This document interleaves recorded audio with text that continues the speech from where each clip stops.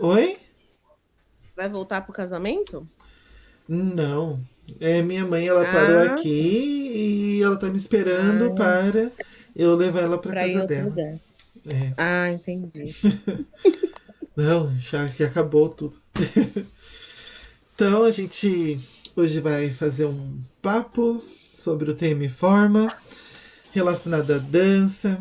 É, E aí, tem que fazer as explicações iniciais sempre, né? O Termo e Forma é um projeto que o The Machine está fazendo, que envolve as áreas da dança e mais duas áreas específicas, que são carreira e fonoaudiologia. E hoje a gente vai falar sobre dança, então na segunda-feira, de segunda até quinta, foi liberado três perguntas, que são as pautas da nossa conversa de hoje. E para, né, trazer as perguntas e também dar mais respaldo técnico, estou eu aqui. Para quem Aí. não me conhece, que eu já vou deixar como vai ser gravado, já vou deixando avisando, né? Eu sou o Rodrigo, sou fundador do grupo The Machine. The Machine nasceu em 2013, né? Foi um projeto com um grupo de amigos que se reuniu e com isso a gente começou a fazer arte, bastante arte por aí.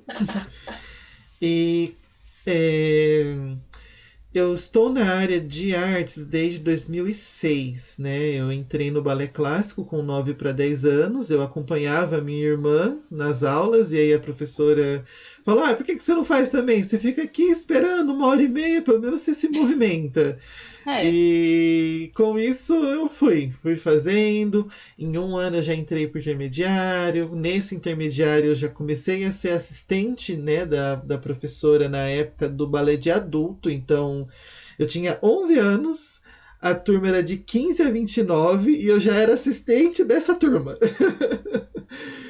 Caraca! No final das contas, a professora engravidou e eu assumi a turma.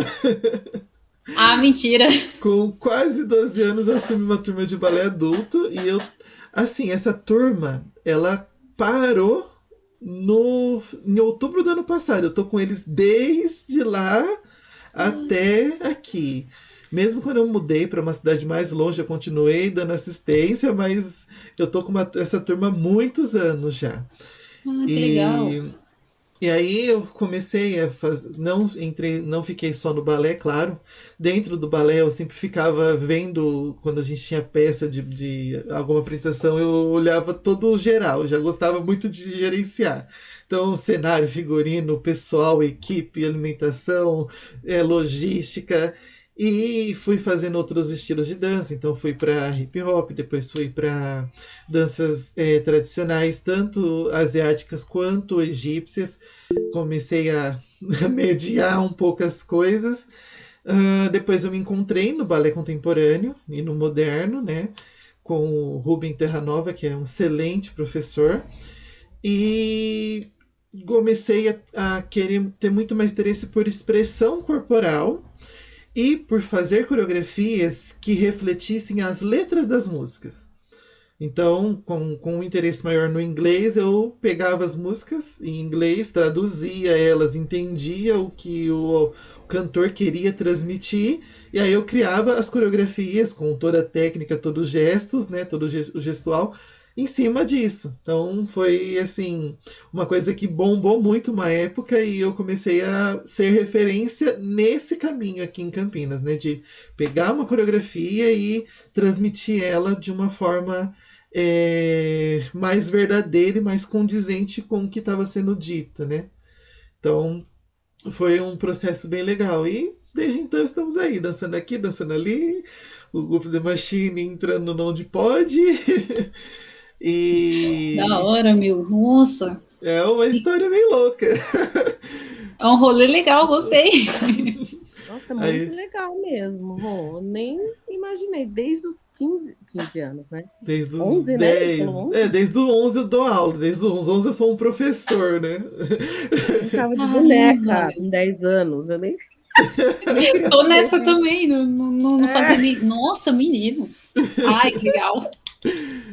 Aí com isso Aí o The Machine chegou nessa história porque eu sempre dancei pra fora, sempre era uma pessoa de fora daqui. Eu moro na região do Campo Grande, a periferia de Campinas, não tem muito.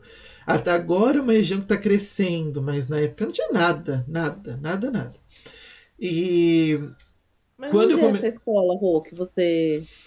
Eu Essa entrei pelo escola? projeto Dan Cidadania. É um projeto de porte grande daqui da cidade. Ele tem alguns polos e uma das salas era numa igreja aqui no bairro, né? Então a gente participava, mas não era escola aqui, né? Quando eu fui para o intermediário, eu fui para a escola, que era o Nova Europa, e também, quando eu entrei na escola Nova Europa, eu entrei em outra escola junto a essa. E foi lá que eu comecei esse processo de ser professor, né? E... Mas, assim, outros estilos de dança, teatro, manifestações artísticas, né? Não tinha aqui na região. E chegou um momento de decisão da minha vida que eu tinha que decidir entre ser dançarino profissional ou ser professor. Para um homem que dança, a prioridade é que ele se torne dançarino profissional, porque o mercado é mais vantajoso, né? E tem mais possibilidades, tem mais investimento para dançarinos do que para professores.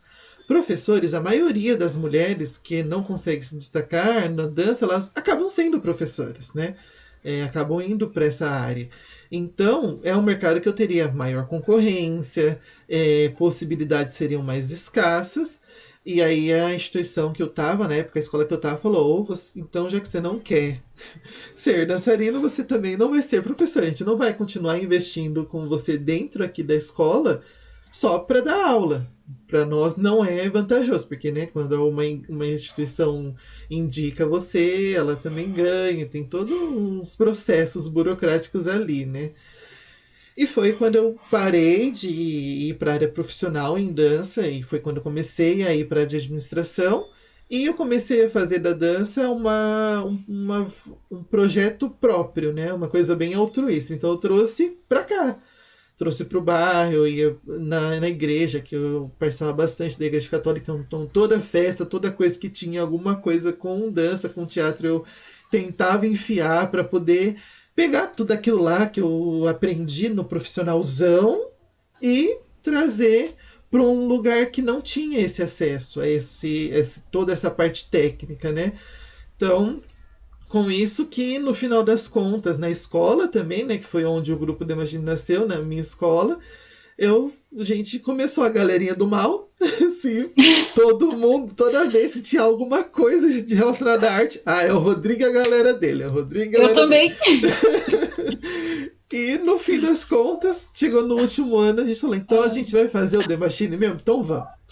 E foi assim, bem natural, mas foi nesse processo. Eu fiquei, o quê? Desde 2009 comecei a fazer essas manifestações, e quando chegou em 2013 que tomou a decisão: vai ter ou não vai ter o grupo The Machine.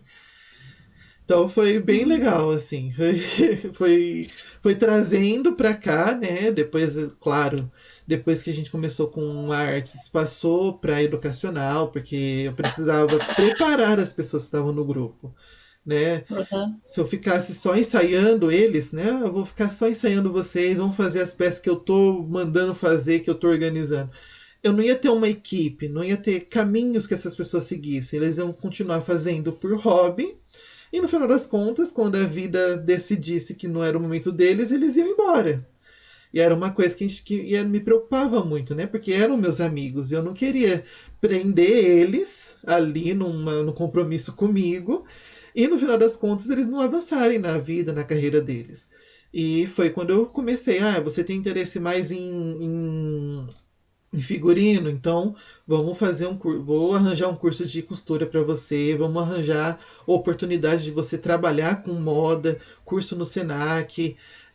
Você tem interesse em cenário, então artes cênicas, artes visuais, né, no caso, vamos trabalhar. Eu fui meio que ajudando eles a direcionar as carreiras que até hoje eles estão fazendo, por mais que eles não fazem mais pelo grupo, mas quando eles faziam pelo grupo, eles tinham a prática, e eu ajudando eles a formar essa direção, né? E então, com o passar do tempo, o educacional entrou, Então o educacional ele aconteceu no comecinho do grupo, depois ele parou e agora voltou. E o de arte desde do começo, e o de cidadania foi o mais recente, né? O cidadania ele começou no finalzinho de 2017, a gente fez a ambientação com 3 casas de repouso de ambientação digital para idosos, foi um projeto bem legal, e dali a gente, então, qualquer açãozinha social a gente vai tentando fazer. Dia das Crianças, Natal, essas coisas que a gente sabe que tem aqui, só que as igrejas ou as organizações fazem de forma muito reservada, e que se tivesse uma abrangência, as pessoas soubessem, né, sobre aquilo, talvez atingisse mais pessoas. Então, os 3 projetos do The Machine hoje, os 3 programas que infelizmente agora são 2, eles Pouco partem. tempo. Graças a Deus, Mari. Eles partem de situações que foram acontecendo e que o grupo, as pessoas que estavam no grupo sentiram isso é possível fazer, então vamos fazer. E arranjava recurso e atrás para poder os projetos, os programas se desenvolverem, né? Agora, um monte de blá blá blá, vamos lá. Senão não vou. Fica aqui, gente. História longa. Tem bastante coisa no documentário lá, mas ainda faltou. Eu tive que dividir entre eu e o The Machine, então o meu documentário é grande, mas ainda falta muito. Vamos começar. Então, ó, a primeira pergunta que a gente tem da pauta é: como a dança surgiu na humanidade? Aí temos 2 respostas. A primeira é através de pinturas rupestres, onde a gente sabe que os antigos já dançavam pela caça, colheita, deuses e etc. E a outra é que a dança é vista como uma manifestação cultural cultuada pelos povos antigos, que encenavam agradecimentos por algo recebido e ou pedidos de chuva ou riqueza de formas religiosas. Então, a princípio, a dança ela não foi por muito tempo considerado dança, né? Ela era só uma manifestação, ela não tinha uma forma. Começou lá na pré-história, sim, com as batidas dos pés, que aí a gente tem o início da criação do ritmo. Então, os homens naquela época começaram a perceber que conforme eles batiam os pés de uma forma ou de outra, eles tinham um ritmo, e também com as palmas das mãos. Mas aí, até então, tudo isso era uma manifestação, ainda não era dança, né, propriamente dito. Aí, vamos passando um pouco mais para frente, os primeiros relatos de manifestações de dança culturais em grupo começou a ser feito lá no período do Egito, né? Onde aí sim a gente tem, né, cultos destinados a uma coisa, destinados a outra coisa. E isso, os índios, né, quando a gente faz a expansão da humanidade, os índios começam a ter isso muito forte, ter esses cultos para agradecer ou para pedir ou para se preparar para um momento. Mas mesmo assim ainda não era a dança, né? Então tinha a necessidade de se expressar para fazer esse culto, mas ainda não se dizia dança. Com o passar do tempo, né, um pouco mais à frente na humanidade, chegamos na Grécia, onde a dança, primeiramente, ela era um esporte olímpico, né? Então, se tinha ali um grupo de pessoas que faziam certas coreografias, e quanto mais elaboradas e mais complicadas, tinha-se as pontuações, né? O que hoje a gente faz em festivais, né? Então, é um pouco da veia dessa dança lá da Grécia Antiga. Vai se passando um tempo. O Japão, ele manteve o padrão de fazer o culto, a parte religiosa, né? Então, por mais que a Grécia já estava avançando em colocando essa manifestação corporal, né, em outras coisas, no Japão se manteve a religiosidade. Aí em Roma a gente começa a ver a dança como objeto, né, sensualizado. Então as pessoas entre aspas, né, se deleitavam com mulheres que dançavam. Né? A parte sexual era muito mais valorizada naquele período.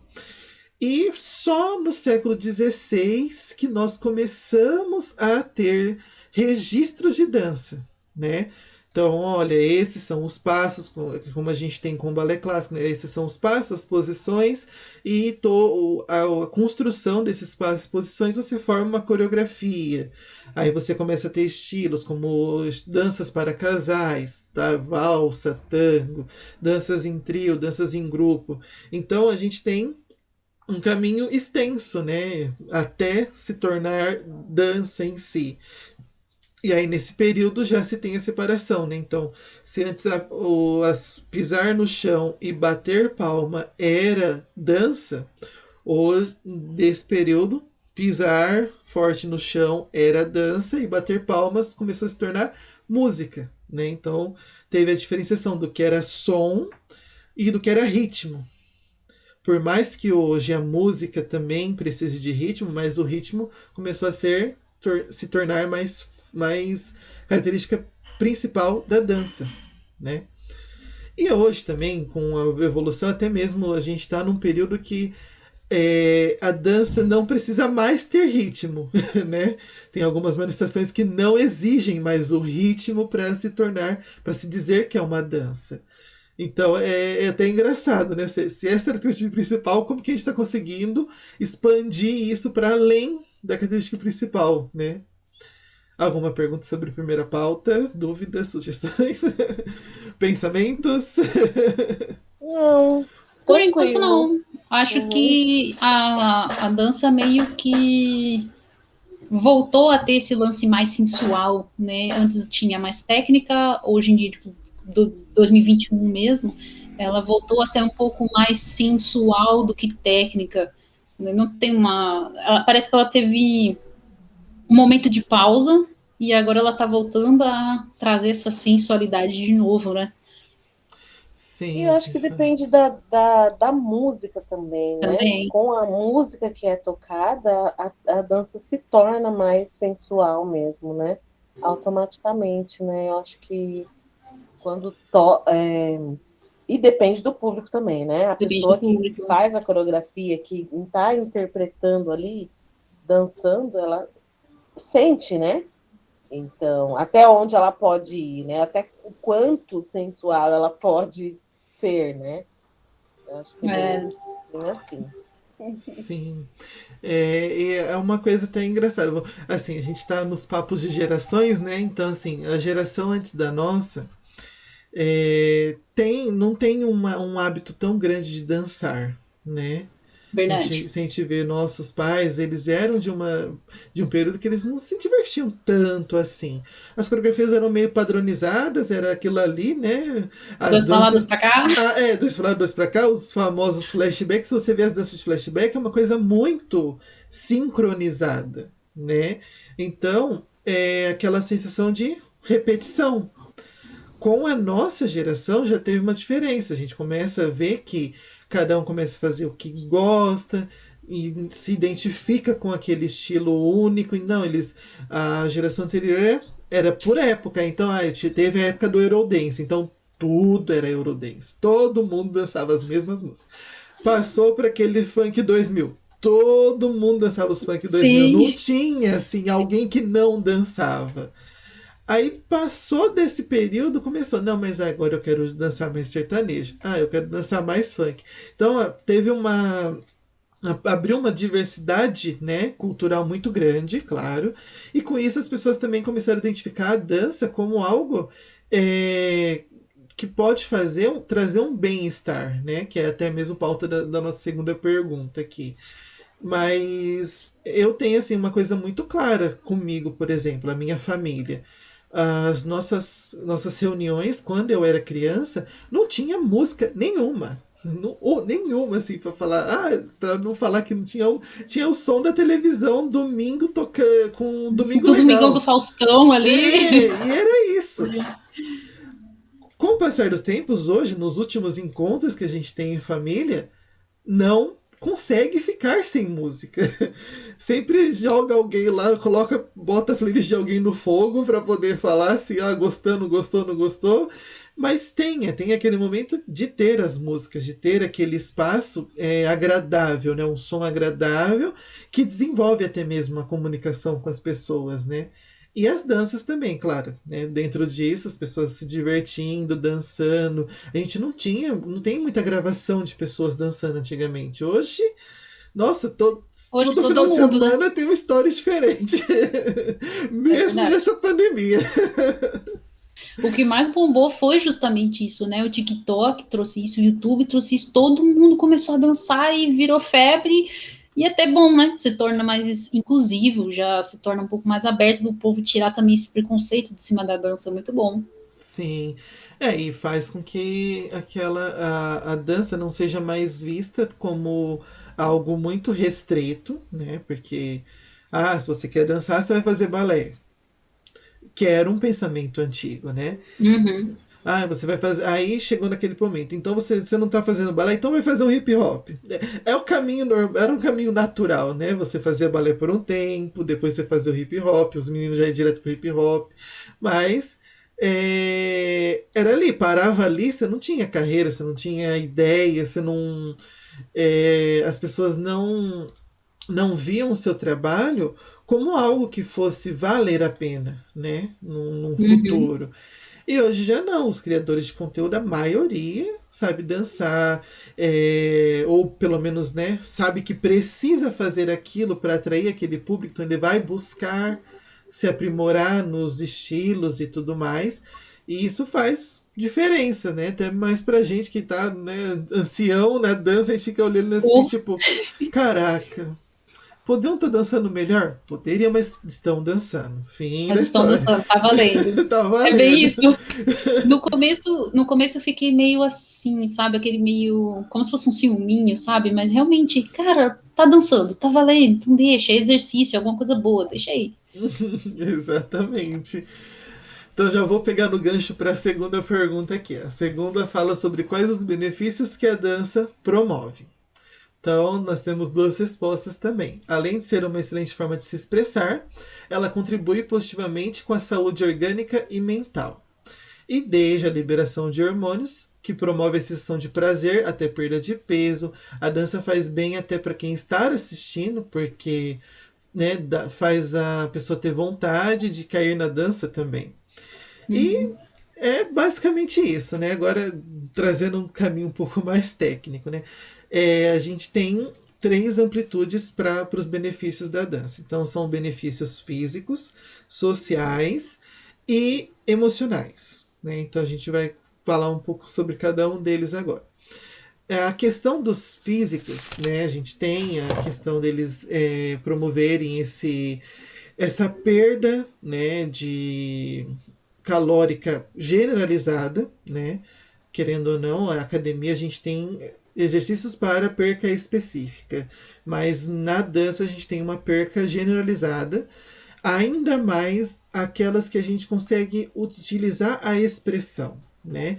Foi feito alguns testes e foi bem definido que a perca calórica para uma pessoa que estava fazendo a encenação e dançando é muito maior de uma pessoa que só estava reproduzindo a coreografia, né? É, e é uma coisa que a gente coloca muito nessa questão, né? Porque o jump, por exemplo, ou o fit dance, que o pessoal está utilizando bastante. Se a pessoa não se esforçar e não realmente se incorporar naquela música e levar o corpo para se embalar naquilo, a perca calórica dela vai ser muito pequena. Mas Verdade. aí tem muita gente que não sabe disso e fica lá meses, meses, meses e não E não tem, sai do lugar. não sai do lugar, não sente uma diferença. Mas aí cabe a nós, né, enquanto pessoas da área, falar, não, olha, você tem que se incorporar, tem que colocar monta uma playlist com música que você gosta, faz uma coisa bem mais potente para você não pensar na coreografia. Primeiro passo, né, para você não ficar. Você conseguir trazer uma perda maior calórica é você não pensar na coreografia. Você tem que Sim. viver ela e sentir a dança. Aí a gente tem, então, a gente falando um pouco do físico, a gente tem o social, né? Que vai tratar da parte de você estar num ambiente que pessoas vão ver essa sua coreografia. O papel do professor nesse processo é essencial, que é uma coisa também que a gente acaba mesmo sofrendo muito, né, durante a nossa visão como aluno, quando um professor não consegue ver o nosso progresso ou mostrar para nós que nós estamos progredindo, é, nós começamos a ter aquele sentimento, tô fazendo toda vez o mesmo. Não tô sentindo melhora nenhuma, não tô vendo melhora nenhuma. E isso aqui para mim tô sentindo que não vai para lugar nenhum, né? Quando a gente tem um profissional que vai viver, vai olhar para aquele aluno e falar, olha, você está tendo esse tipo de progresso, aonde você pode melhorar, o que você pode fazer de melhor, tem que ser na visão do aluno, né? A gente tem que buscar a melhora para ele. Uma coisa que eu tive vários professores, né, na área do balé clássico, por exemplo, e alguns me impressionavam por justamente isso. Eles não se importavam se a coreografia estava sincronizada, se estavam todos os bailarinos perfeitos. Isso é uma coisa de balé clássico. O corpo de baile tem que estar todo mundo perfeito, né? Uma Uhum. exigência. Teve alguns professores que não se importavam. Se a pessoa estava consciente do que ela estava fazendo, como ela estava fazendo e que ela poderia melhorar, estava bom para eles. Já outros professores não. Enquanto a pessoa não chegasse igual a todo mundo da fileira dela, ela estava errada. Então, como que isso afeta socialmente a pessoa, né?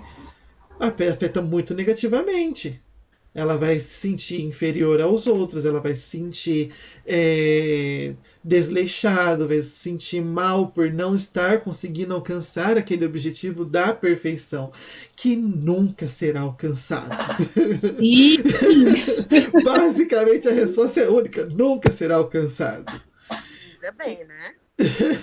Porque Ainda se, bem que nunca será alcançado, né? Pelo exato, amor, se né? a gente chegar num nível de Quem consegue, né, perfeição, o gente? que a gente Acabou a graça, né? acabou a graça. E aí reflete aí vai refletir no emocional. Tá, cheguei, sou o melhor de todos, sou o primeiro dançarino, primeira bailarina da onde eu tô.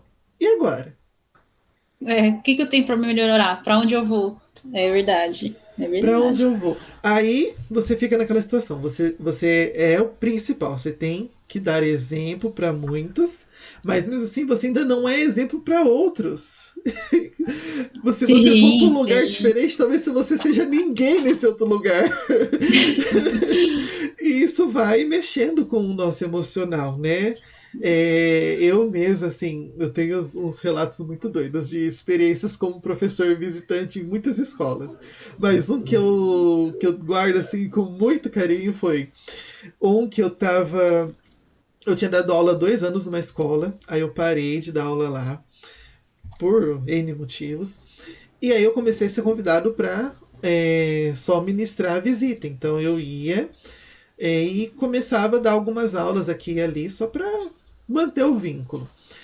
E uma época eles fizeram uma peça e eles me chamaram para seleção.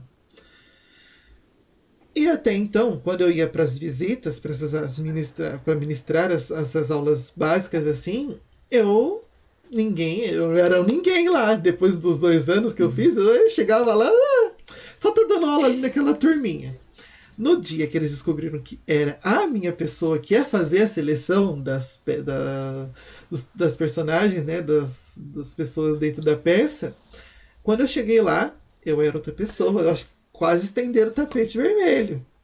Nossa. Ai, não, é o Rodrigo. Você quer uma água? Você quer alguma coisa que não sei o que? Você já trouxe o que você vai usar? Sim, gente. Tá tudo normal. Aí, e tinha muitas outras escolas, né, para fazer a seleção, não era só aquela ali. Então, o maior medo era de eu selecionar pessoas mais de outras escolas do que da escola que estava no dia, né, que é a escola que eu estava indo. E aí eu cheguei, eu não usei sapatilha, eu fiquei descalço. Porque eu já não uso, é normal da minha pessoa, eu não uso sapatilha. Aí eu, beleza, já tava com a turma da escola lá, e eles já sabiam desse meu hábito, e eu sentei com eles e comecei a conversar, aí chegou as outras escolas.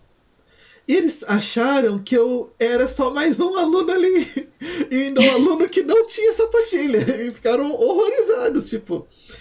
vamos entrando, vamos fingindo que não tava o selecionador lá, né?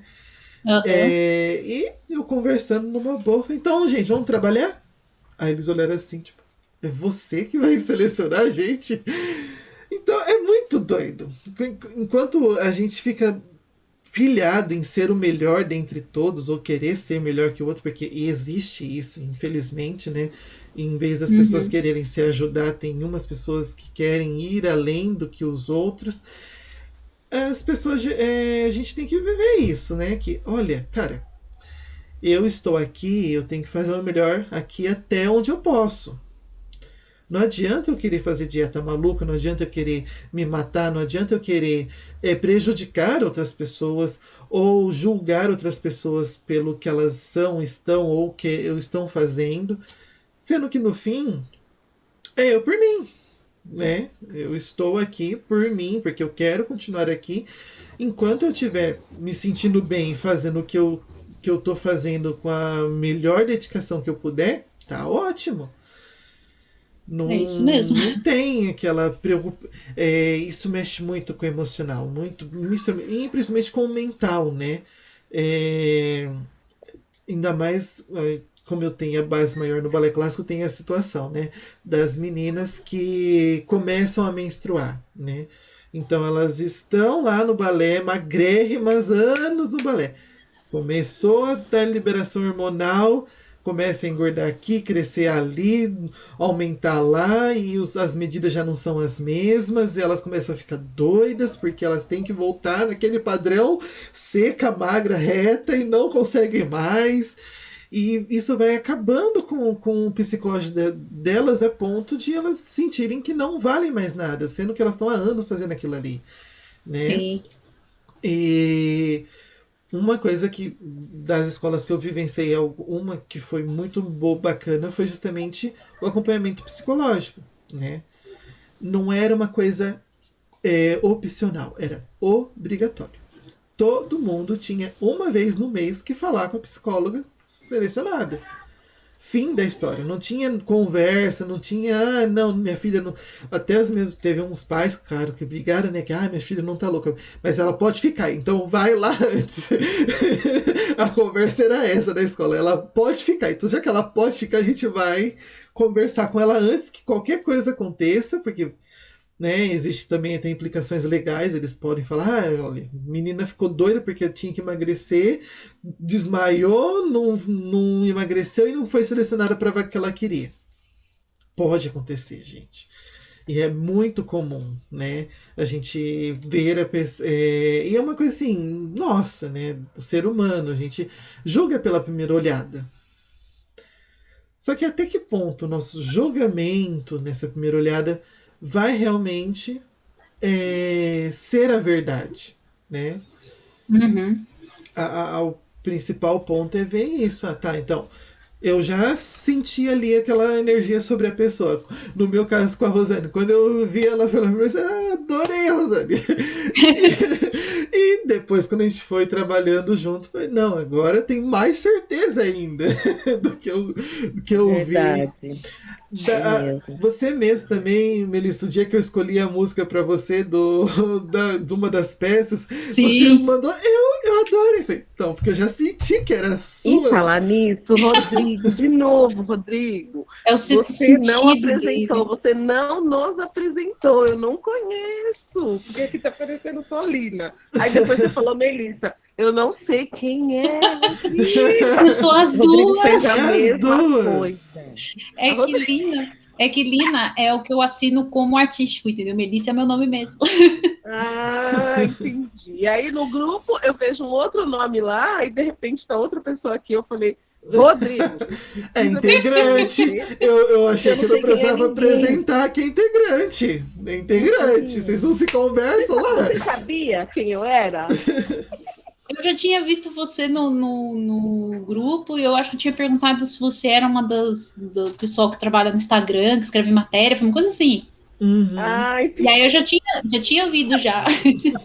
É que é tanta gente, né? É. Pois é. Não, ainda é pouca gente, gente. Pode chamar mais que a gente tá precisando. E o pessoal não interage lá, não conversa, ninguém aparece. Boba. E no outro, Lina, no outro tinha um rapaz que eu até achei que ele era membro do grupo, porque eu não sabia quem era, o Rodrigo também não apresentou, e ele era uma pessoa da artes, né? Professor, né, Rô? O primeiro, nosso primeiro convidado do TM Forma é de fora do The Machine. Ele começou a falar e eu falei, Comecei esse a falar. é do grupo, ele tá lá no grupo. Eu nem imaginei. Ai, gente. Eu desliguei minha câmera, não tô conseguindo ligar ela de novo. Peraí, já volto. Tá bom. Era do grupo, eu não tinha obrigação, você tinha que se conhecer. O outro você tava gravando, né, Rô? Ah, esse também. Tá gravando? Eu nem sabia. Eu achei que quando estivesse gravando aparecia uma bolinha vermelha lá em cima. Ah, esse não, os outros sistemas. Secreto. E eu tô tentando fazer minha câmera voltar, mas vamos falando aí. Tá, eu vou falar agora a última pauta e você vê o que tu consegue aí. E a última pauta que a gente tem é justamente para você o que significa dançar, né? E as duas respostas são um meio de comunicar com a vida, de expressar emoções, ideias e sentimentos. E a segunda resposta, que é uma opinião pessoal, a dança é uma linguagem muito importante para o ser humano. Seja um esporte ou hobby. Não sei, mas faz muito bem. É arriscado dizer que quando dançava, não sentia o cansaço e mantinha em forma sem esforço de academia. Então, são duas respostas bem diversificadas, uma mais simples, outra mais completa. Até gosto disso. E isso é uma coisa legal do tema Forma. É uma pergunta única, mas vem cada resposta, cada pensamento diferente, com base no que a pessoa tem de experiência, tem de vida, que isso se torna uma coisa legal, né? Uhum. E agora sim, particularmente, né, para mim, a dança, eu costumo dizer que ela é a forma de eu responder aos meus anseios. É a única coisa que eu tenho a dizer, assim, bem basicamente, né? Eu principalmente estou vivendo 1 milhão de coisas ao mesmo tempo, em tempo recorde, assim, muitas coisas estão acontecendo na minha vida. Quando eu paro para dançar, eu me desligo do Rodrigo, administrador, estagiário, universitário. Eu vou me desligando dos Rodrigos que eu já vivo todos os dias e me ligo ao Rodrigo artista. E esse Rodrigo artista, ele é uma pessoa que olha o ambiente, tem uma noção espacial excelente, porque um dos outros Rodrigo não tem. Tô sempre caindo por aí. E esse Rodrigo, ele faz as coisas acontecer, ele se expressa, ele faz o trabalho de ouvir a música, de colocar aquilo ali para ser, né, o momento e interpretar realmente de coração. Isso eu consigo notar a diferença, né, entre quem sou eu na vida e quem sou eu dançando. É muito nítida a diferença. E tanto que, né, não tenho o porte físico dos deuses, né? E uma coisa que eu até achei engraçada, que foi um momento que eu senti essa diferença entre o Rodrigo da dança e o Rodrigo que estava só vivendo, foi que eu fiz 2 audições para participar de um curso E na primeira audição eu tava muito nervoso, então eu fui super técnico. Então foi o Rodrigo vivendo, eu queria entrar. Aham. Quando ele falou, não, tá, tudo bem, você pode entrar, tudo bem. Aí ele avisou que teria outra audição no sábado, no sábado seguinte. Eu falei, eu posso vir também nessa? Por mais que eu já tá tudo ok comigo, mas eu queria participar de mais uma. E aí ele falou, pode vir, né? Eu fui. Como eu já estava tranquilo quando a questão do conquistar, eu vivi a segunda audição. Então, eu dancei como eu queria dançar, como eu estava me estressando, ouvindo a música. As músicas tristes, eu realmente ficava triste para poder interpretar elas da melhor forma possível. E aí uma das meninas que estava fazendo audição chegou para mim e falou, nossa, quando eu olhei você em questão de porte físico, eu já prejulguei que você não valia nada. Estava aqui só pelo esporte, só pelo humor. Nossa! Mas quando eu vi você dançar, você interpretar e você fazer trazer toda a carga emocional para aquelas partes, principalmente para as partes que eram de músicas mais tristes, mais lentas, aí que eu vi que você realmente é um dançarino. Eu parei um pouco para pensar e falei, realmente.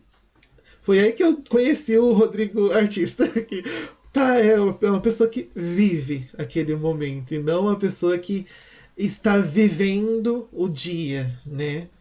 E isso para mim é realmente, né, pegar toda essa ansiedade, todas as coisas que eu vivo e conseguir transmitir elas de acordo com uma música e com coreografias que eu consiga fazer de forma livre.